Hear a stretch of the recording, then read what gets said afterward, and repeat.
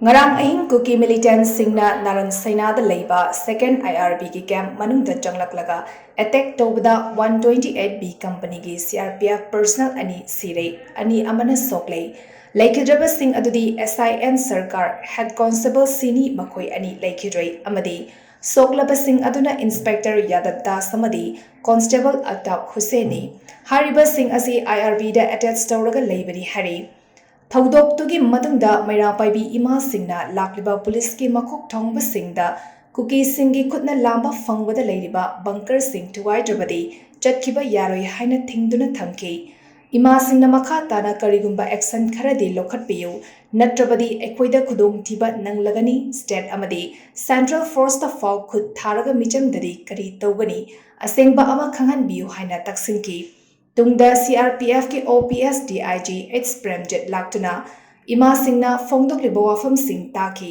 ꯂꯣꯏꯅꯅ ꯂꯧꯈꯠꯄ ꯌꯥꯕ ꯊꯕꯛꯁꯤꯡ ꯂꯧꯈꯠꯅꯕ ꯍꯣꯠꯅꯒꯦ ꯍꯥꯏꯈꯤ꯫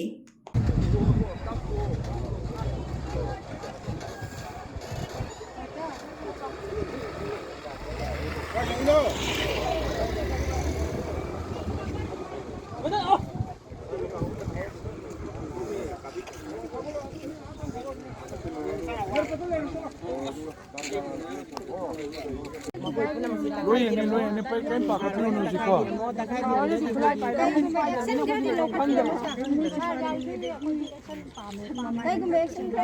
Ayo ngai ko ba wa se. Action to what to di mai na di matam di matum ina la kane ba ko. Adam chatok chin to ko pa ki dal ne ba ko ji.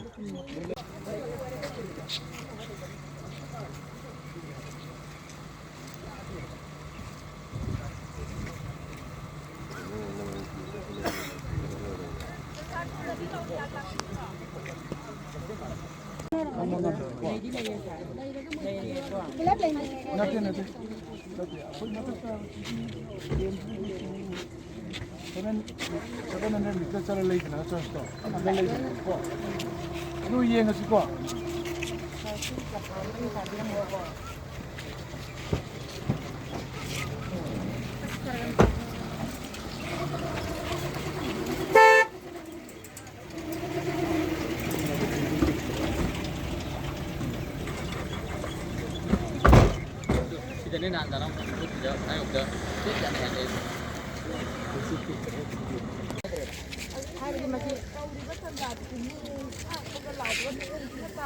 Kuki bangala di kuki mana masih kita kai di mo di nanti sawe me am di lingbi be ate sala la roe ko ni kan la roe sama do sawe me ko adu na jadi ko lai nga maro e Pa halu nu ko.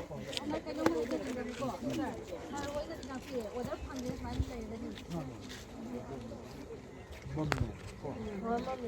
Wa kuma aro da ina kuma ma da